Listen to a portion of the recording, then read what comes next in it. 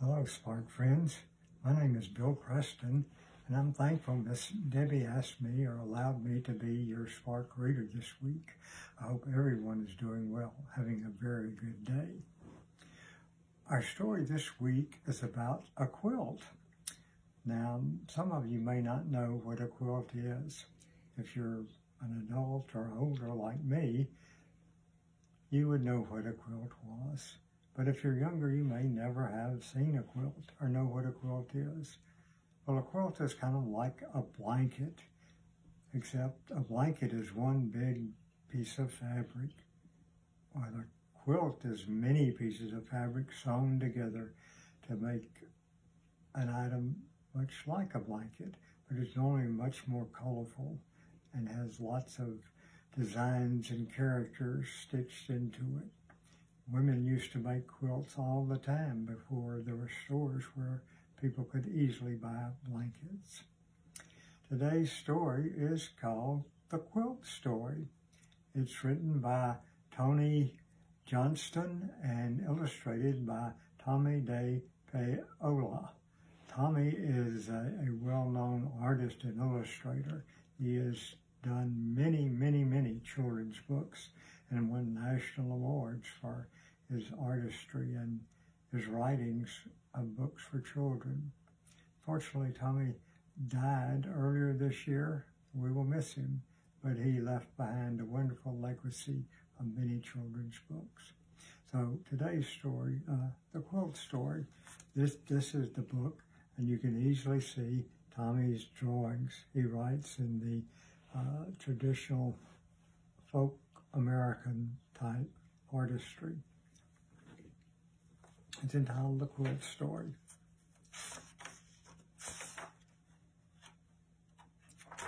Oh, here's a picture of the quilt that the story is about. You see it has falling stars and doves and hearts around it, and it looks like quilts look like many pieces stitched together to form a wonderful, comforting cloth. The Quilt Story. A little girl's mother made the quilt to keep the little girl warm when the snow came down long ago. The mother stitched the quilt by a yellow candle flame, humming all the time she sewed. She stitched the tails of falling stars, and she stitched the name Abigail. Abigail loved the quilt. She wrapped it around her in the quiet dark and watched the winter skies. Sometimes she saw a falling star, just like on her quilt. Here's a picture of Abigail and her falling star quilt. Sometimes Abigail played in the woods near her home. She had tea. Her dolls had tea, and sometimes the quilt got tea all over it. Sometimes Abigail pretended the quilt was a gown. She wore it to town on her horse, clip-clop, clip-clop, clip-clop, and the quilt tore. So her mother stitched it up once more. There's Abigail on her stick horse, and her mother still repairing the quilt, stitching it up. Sometimes Abigail played hide and seek with her sisters. She laughed and cried, "Don't peek!" And she hid under the quilt, but everyone found her. Sometimes Abigail was sick. She sneezed and coughed and sneezed. Then she slept under the quilt, and she felt much better. One day, Abigail's family moved away across wide rivers and over a rock-hard trail. See her family traveling across the plains in their covered wagons? Like I said, this story was long ago. The quilt went too. It was not stuffed in trunks with the blankets and clothes. The quilt kept the little girls warm from the wild winds, warm from the rain, and warm from the sparkling cold nights. They built a new house in the woods. Abigail's father built it with his hatchet. Chop, chop, chop, chop, chop. He built her a new bed, too. Chip, chip, chip, chip. He made her a new rocking horse. He worked until curly shavings covered the floor, and everyone sneezed and said, "Welcome home," and everyone was glad. Except Abigail felt sad. Oh, right, here are the pictures of the new home. It was a log home. And where's Abigail? And her new bed. And, ooh, the rocking horse her father made for her. But Abigail was sad, kind of lonely in this new place. It's a new house, a new horse, a new bed. Everything smelled of fresh chops and fresh chips. Everything but the quilt. So Abigail's mother rocked her, as mothers do, then tucked her in, and Abigail felt at home again under the quilt. Oh, there's a picture of Abigail being rocked by her mother with the quilt. And let's see what happens now. One day, when the quilt was very, very old and very, very loved, Abigail folded it very carefully and put it in the attic. Everyone forgot about the quilt. One day, a gray mouse came and found the quilt. The mouse loved the quilt. Her babies were born on top of it. They grew fat and gray in the warm stuffing. When they got hungry, they nibbled on a falling star. See the little mice running across the quilt. I would not want that on my quilt.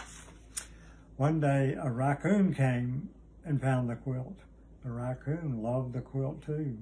She dug a hole in the corner with her black paws and hid part of an apple there.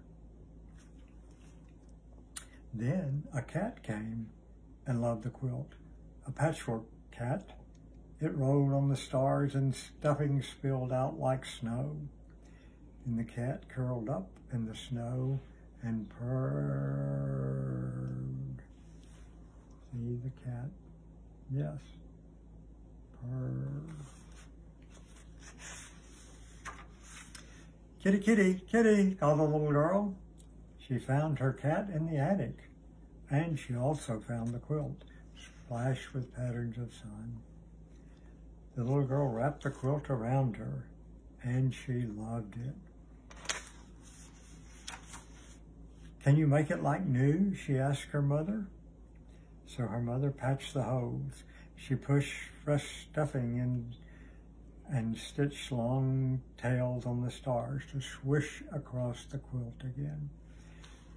See the little girl's mother and the mother repairing the quilt? That mother may be Abigail, and this little girl may be her daughter. One day, the little girl's family moved away across miles and miles of pavement and snaking gray highways, and traveling across the countryside. Now, this family is in more modern times. They found a new house. It was freshly cleaned, freshly waxed, freshly painted. White, white, white. They unpacked and unpacked and unpacked all night. And everyone sneezed on cardboard dust and said, "Welcome home," and everyone was glad.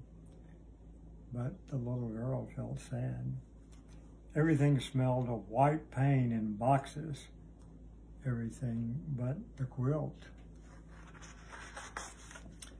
So her mother rocked her, as mothers do, then tucked her in, and the little girl felt at home again under the quilt.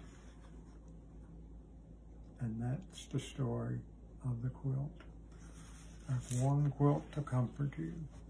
What else do we know that may comfort us, to make us feel better when we're sad and lonely? Doesn't our God do that? Isn't God present with us all the time to heal us, to refresh us, to make us new?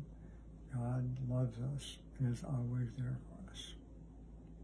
Well, I hope you enjoyed the story of the quilt, and I hope you'll be back with us again next week for another Spark story.